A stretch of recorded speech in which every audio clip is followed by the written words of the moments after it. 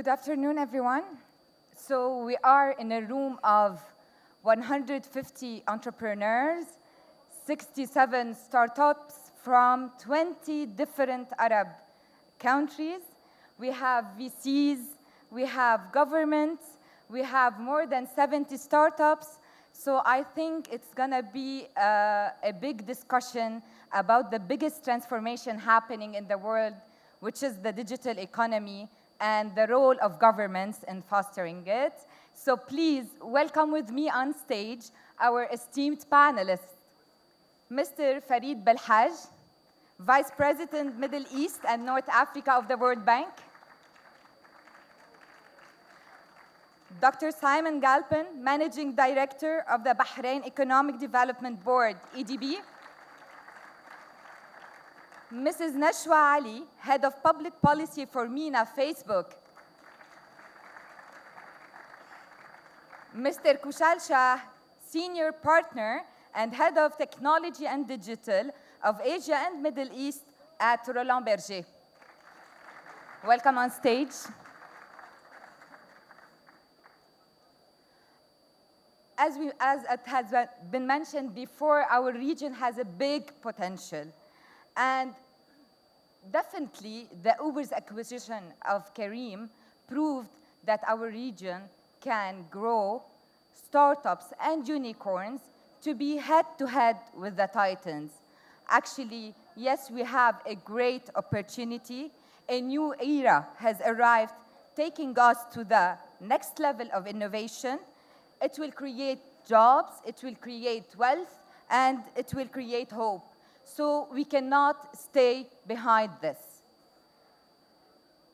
True that Careem's exit is definitely an inspiring story, but it also questions the maturity of the regional tech ecosystem. Are we ready for more? Do we have all what it takes to grow more tens and hundreds of other Careems? So this is a question and other questions that we're going to answer on this panel.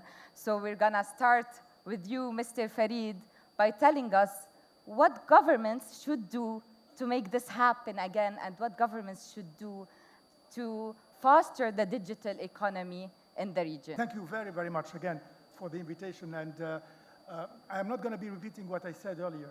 Yeah. I will try to focus on a couple of issues here. One is that, in our travel around the region and talking to startups, talking to young people, young entrepreneurs, we heard a number of messages. The main message was that we need the governments to really bring about a new governance system to this industry in which we are engaging, which means that this industry, these new technologies, this new dynamic doesn't look like, let's say the third revolution. Exactly. The third industrial revolution. It's a totally new conversation. It's a totally new dynamic. And it needs a totally new way for the government to engage. And that means what? That means that you need a broader set of regulations that are agile, that are extremely light, and that are actually not there to frame and constrain. To the contrary, they are there really to push up and to let these young people reach their full potential. So this is one. And as I said earlier, when I was making my the couple of words, when you talk to people in the region, they tell you, let the government get off our backs because they are, they may become a constraint rather than an opportunity. So this is one issue. The second issue, aside from this regulatory issue, the second issue is that because of where this fourth industrial revolution is going, data has become the new oil in a way. Yeah. Data is becoming the most precious asset and possibly tradable commodity. We need to make sure that data is managed in a way that is appropriate, that data, and particularly the privacy of it, is managed in a way that is appropriate, and also the ownership of data is also managed in a way that is appropriate, so that those who are creating, those who are being entrepreneurs, and those who are taking risks, but also having new ideas and new ways of engaging. Those ideas can be protected, and those ideas can be valued, can be traded, and can be bringing a new economic dynamic. So these are the two ways where governments should be again involved without constraining. And could you tell us the new economic reality, the moonshot approach, how this could be implemented and pushed for, since you've been working on this with many countries? Yes, actually, I'm happy that you're mentioning the moonshot. Without going into a lot of history, the moonshot is not just aiming at the moon. It's really bringing about a whole system of governance, putting everybody together to reach a particular goal. This was the Kennedy story of 1961 or 62, and it is, we're inspiring ourselves from that particular story. So what we're saying is, governments, you have now to tackle this new reality, and the new reality is that you need to develop things that you were not necessarily equipped to develop. You need to develop connectivity through huge investments in broadband, etc. But you also need to develop new rules of this particular game. So for us, the moonshot is exactly that, putting investments in terms of connectivity, broadband being very much one of them, but also, and in particular, making sure that we put together enough of the regulatory agencies and enough of the regulatory framework that would allow those young people to get to the place where they are and to move, as I mentioned earlier, from small startups to the whole scaling up ambition that they have. Okay, great, thank you. Mrs. Nashwa, Mr. Farid was talking about the regulation, the infrastructure. Could you tell us what Dubai did to incentivize Facebook to come and establish their company in the region on this level? So thank you so much to MIT Enterprise Forum for this invite and for being part of this panel. I get asked this question everywhere I go. And I travel across the region, and I meet policymakers and regulators and government stakeholders who are always like, why can't you have an office for Facebook in our country? Everybody wants a Facebook office in the country. But the thing is, this is a business decision to begin with, obviously, and it's a very data-driven business decision that every company that works in the internet space makes when they are deciding when to start their presence in the Middle East. With Dubai specifically, I have to say, Dubai had a vision, and I think to start with, I would have to start with Sheikh Mohammed's tweet about the acquisition of Uber, of Careem, and the acquisition of Amazon, of Souq. And the idea that Dubai had a vision back in 1999 to build this internet city, despite people saying, who will come to the desert? And to have this kind of thought leadership, to have this kind of also stamina to pursue that vision and this thought leadership is in a way what differentiates Dubai from the rest. But also, in the same vein that Farid talked about, Dubai is very regulation friendly. It's very data driven. It has easy access to the entire world. So we don't only have MENA focused teams that work on MENA in our office in Dubai, but also teams, cross-functional teams that work globally on global issues, and they are able to be based out of Dubai because it has this really easy access to all parts of the world through a very good infrastructure, through the airport, through a very good infrastructure in their roads, their facilities, their government services, which makes it attractive for expats to live in their country. The other thing is that it has an excellent quality of life. So it's not very difficult for us to try and attract talent from across the world because, again, the talent pool for the kind of jobs that we have at Facebook is kind of nascent in the Middle East and North Africa. And Dubai being what it is makes it very easy for us to kind of woo people and lure them to come and live in Dubai and work for Facebook. So again, I would say that to sum it up, the vision that Dubai had and the UAE leadership and the UAE government had is what makes it truly attractive to tech companies to come and set shop there. Thank you, Nashwa. Dr. Simon, Facebook got established in Dubai. So what Bahrain are doing on this level? Well, we'd love to welcome Facebook to Bahrain too, of course. No, Bahrain has a slightly different approach. I mean, as a small economy, sometimes that can be a strength. Obviously, people aren't going to come to Bahrain for its market size. Yeah. But being small means that you can be quite nimble, that you can react to market changes, you can react to technological changes quite quickly, that you can get everybody in the same room at the same time. And that's worked quite well for us in attracting some of our big multinationals, companies like Amazon Web Services, choosing Bahrain to put their first major data region for the Middle East and Africa on the island of Bahrain. But it's not just about attracting the very big Fortune 50 companies that play a very important role in our economic development. What we often overlook is putting in place the right measures to attract very small startups and scale-ups. And again, Bahrain being a small economy means you don't have to be a big multinational to have access to ministers, access to the central bank governor, access to investors and customers in Bahrain.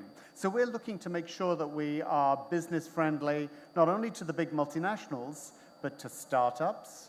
And there again, it's not just about putting in place the hard infrastructure, the data centers, the fact that we're just rolling out 5G across the whole of the country, one of the first economies in the world to do that. But more importantly, the soft infrastructure, revising our bankruptcy laws to allow entrepreneurs to fail and reinvent themselves and come back bigger and better than before. But also allowing people to set up wherever they want in Bahrain, not adopting a basis of structuring economic development around special economic zones, but allowing most businesses to have 100% foreign ownership, reducing the need for minimum capital, and letting entrepreneurs choose where they want to be based and who they want to do business with. And we read 2 days ago that you are taking the lead in regulating the crypto assets in the Middle East. Yeah, Yeah. I mean, our regulatory sandbox is very busy. Yeah. Some of our first graduates out of that sandbox are cryptocurrencies and crypto exchanges. And it's really been a learning journey over the last 18 months of the startups learning about how they can use Bahrain as a test market for the rest of the region, but perhaps equally importantly, our central bank has learned what these startups and scale-ups need to really thrive in Bahrain from day one. Thank you, Simon. Kushal, we've heard about the entrepreneurship in Dubai, in Bahrain, and from Mr. Farid about what needs to be done in the region in terms of regulations and others. So from the new entrepreneurship index that you introduced through the MIT Impact Report, could you tell us what are the main pain points of the entrepreneurs here in the region?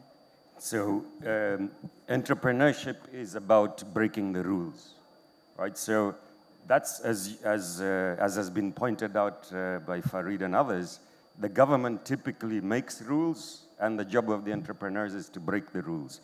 So that's typically what happens. The government comes in the way. Yeah. So what are the obstacles? I'll give you, last week I was in Japan. I went to see what's happening there, what's entrepreneurial. Of course, if you go to Japan, the first thing you do is you go to the bullet train and say, what's behind the bullet train? So the first bullet train, let's call it train 1.0, was called Kodama. Kodama means echo, or effectively the speed of sound. So that's what they were trying to say. You have to move with speed. Version 2 was called Hikari, which means light. So, everybody was, you got to move at the speed of light. The third one, they said, what's faster than sound and light? And I think Hala said it. It's hope. So basically, it's called Nozomi, which means hope. And that's what this theme is. What MIT what MITF has done over 12 years has given hope to the people. This is what's driving entrepreneurship. And what the government needs to do is to make sure that they don't break that hope, they give that hope back. And that's what you have to do. So that's number one. Now, the biggest issue, if you go through the report, is they say it's about licensing, it's about talent, etc. But the real issue is movement of people. What is the biggest issue? It's the talent is there. Can the talent move? Are there borders? Are there artificial borders somehow coming in the way? Are they creating an issue that is effectively driven by us or by the government or by the institutes? Because the people in this room, they have what it takes to drive it. So I think it's within very easy reach to actually change that. Thank you, Kushal. We need to talk also about, do we see a role for the entrepreneurial ecosystem in empowering government, transition to e-governments? So we saw the support of the World Bank for the private sector, for the MITEF competition. So already you're doing this. So how do you see the entrepreneurial ecosystem playing a role in in this transition? Of course, let me, I'll say a couple of things. One, going back to what Ishal has just mentioned, the fact that disruption is the key here, and that governments generally don't like this disruption. Obviously, they lack order, which is sort of fully understood. There is a tension and a balance there, and I'd like to really point out a couple of examples. When this whole conversation about startups, etc., started running around the Arab world, people were, as I mentioned earlier, a bit concerned about how reliable is this whole thing? How, can I invest money and make sure that I have the predictability, I have the security?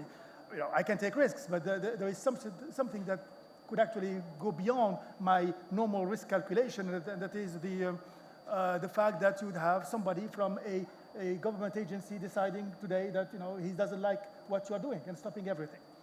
So in countries like, for instance, my own country, Tunisia, they adopted the Startup Act, which is not a bad idea, by the way. It's a law that actually recognizes that there is there is a new industry that needs to be recognized and regulated. But in fact, by doing so, you get into the old habits of government. That is, I'm going to be adopting a law, and I'm going to be adopting a framework, and it's only within that framework that you will be able to play. Actually, that's not the way to go.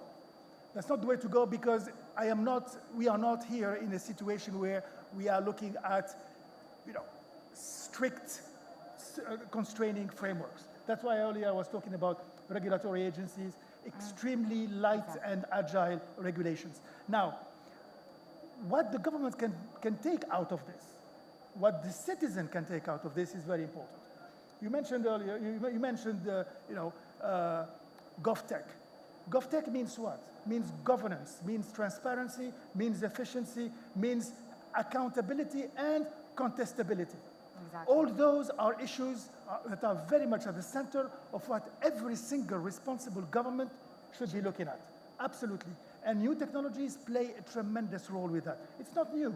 Years ago, computerizing, commercial courts helped, people trace their cases and look at how, a particular, case is being driven and is being managed. Now we have made tremendous advances. It's not just a computerized system that we have. Now we have this system that are as speed as the light, as fast, and actually systems that are providing not only hope, but the reality of transparency and the reality of much better governance. Which means, and I'll finish with this, that this would take big governments to shrink. Big governments to go down to what they really should be, meaning light, agile regulatory agencies, light, agile, but also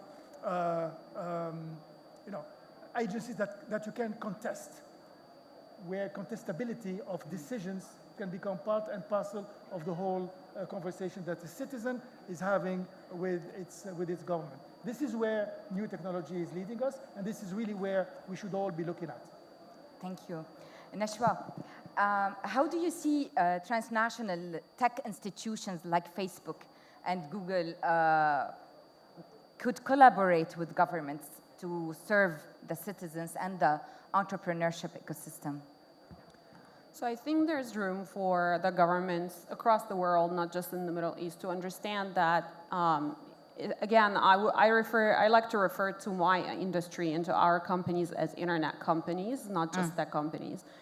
And there's room for these governments across the world to understand that our systems, our industry is very data-driven.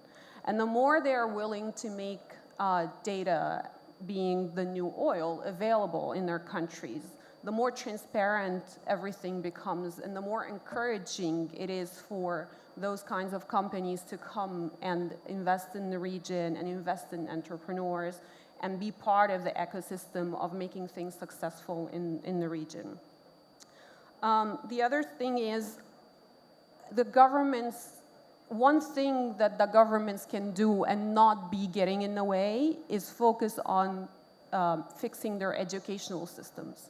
We are constantly talking about AI, about VR, about AR, but do we, and about these being the future, the jobs of the future, but do we have the human capital for them? Do we have the educational skills for them? I have yet to see a government that makes it mandatory or compulsory for people of a certain age to study about coding or AI or make that part of their educational system. This would actually be a great way for the government to get involved and not be stepping or getting in the way. The other thing is I would love to see governments in the region take the lead in understanding, because this is a global issue as well. Every government in the world thinks that by providing accelerators or incubators or working spaces for entrepreneurs, they are helping them. And that's great, and it is a great first step. But they also have to recognize that these entrepreneurs need a lot more than just that. There needs to be a change of the cultural mindset. You don't graduate and go to work for the government. You graduate and you have a plan for yourself. And this is what you should be looking at. And that's a cultural change that needs to happen. There needs to be a regulatory change in helping entrepreneurs fail faster. And there needs to be less of a stigma associated with it. At Facebook in our early days, we used to say, move fast and break things. We're moving away from that now, but... But there is value in moving fast. There is value in allowing people to fail fast and try to rise up again. And so, again, back to the idea of having a vision, having thought leadership. These are global challenges, and there's definitely room for governments in this region and in beacon countries like Lebanon to take the lead on that in the world. Thank you. Dr. Simon, tell us more about this dynamic between the Bahrain government and the entrepreneurial ecosystem, and how the entrepreneurial ecosystem was supporting the government in the digitization process in Bahrain. A lot of buzzwords, and ecosystem is one of them. But ecosystem is very important because when we talk about ecosystems in the natural world reflect the environment that they're in. And it means the same for startup ecosystems. We all have different strengths in our economies, and our startup ecosystems need to reflect those strengths. That means we don't all need to be carbon copies of Silicon Valley or what's going on in Beijing. We need to develop and build on our own strengths. The other aspect to this term ecosystem is that it implies balance. And that's very important because it's important for governments to support different parts of the ecosystem all at the same time. But balance can also mean a rather passive approach. So on the one hand, we've got to get the balance right between supporting startups and supporting corporates, the balance between funding early stage and, having funding options for Series A and Series B. But we also have to do it very, very quickly, at the speed of startups. So for us poor government officials, it's quite a challenge to do all that. But again, being small sometimes helps, because on the one hand, we work directly with companies, helping and account managing them through the process of setting up and expanding. But on the other hand, we have a role in shaping the regulations and as a catalyst for reform as well. So we see both sides of the equation. Okay, thank you. Kushal, I want to ask you about what do you believe are the top disruptive trends that will shape the future of governments in the region? So government decisions have always typically been driven by who can influence it, who is lobbying, where is the wealth coming from? Is it a large institution? Is it a large company? Is it a rich person? Is it typically a male-dominated, 50-plus years old, driven decisions? Well, where's the world? We've just heard most of our world here is under 20. There's a lot of females here, and there's a lot of startups and entrepreneurs here. Now we have institutions that are giving a voice to these young individual elements. So whether it was Arab Spring several years ago or whether it's now, that voice will come back and allow governments to listen to the small person, to listen to the 20-year-old, to listen to the smallest startup, and actually adapt from there. So we do believe that the new heroes are going to be younger, are going to be sharper. They're going to come from the entrepreneurs in the room. They're going to come more from the heroines and not the heroes. So that's what we expect that the future is going to be. And what about technologies?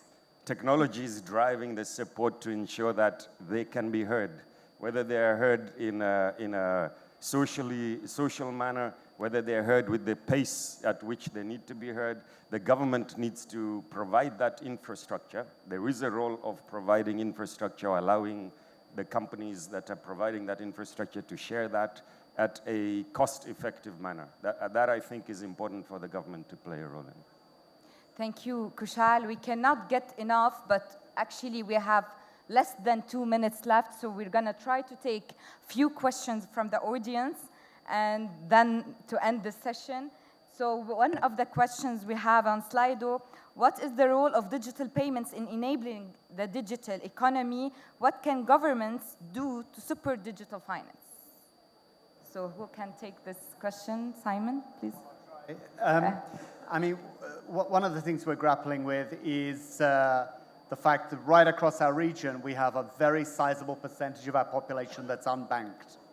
And one of the reasons that people don't have bank accounts is that the traditional know your customer regulations are cumbersome and expensive.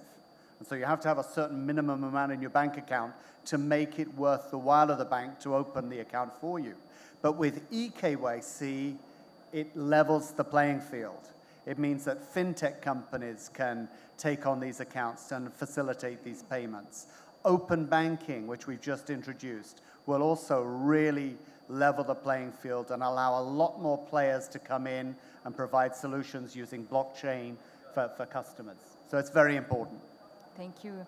Another question, a recurring term said in this panel is pushing for countries and governments to be more business-friendly. How is that problematic? It's not problematic. Why would it be to the contrary, actually? Governments need to be not only business-friendly. Yeah. Government need to be all about business. Okay. And by the way, by me being all about business means that they should not get involved in business. They should facilitate. Governments, the state is an enabler, not a doer. So the state is not about going about, producing wealth. The state is about allowing entrepreneurs, young, less young, male, female, you name it, for them to create wealth. So, and for them to be allowed to do that, going back to the basic of the basics, we need to deconstrain the private sector. Allow for the private sector to be solely regulated, not ruled by government, so that governments use their legitimacy, the one that comes out of the polls, uses that legitimacy to instill a virtuous dynamic into the economy, not to be the one doing, again, be the one enabling. So it's not a problem, to the contrary. The government's role is surely not, to be playing around with the economy. They should, broadly speaking, regulate the economy, work on monetary policy, but for the rest, let the market work. Thank you, our panelists, for your time. I will wrap up with few remarks. So to enable digital economy, governments have to take care of the education, transparency, accountability, and the state is an enabler, so to create wealth. Private sector should be regulated and not ruled. And governments should create hope and not kill hope, Kushal.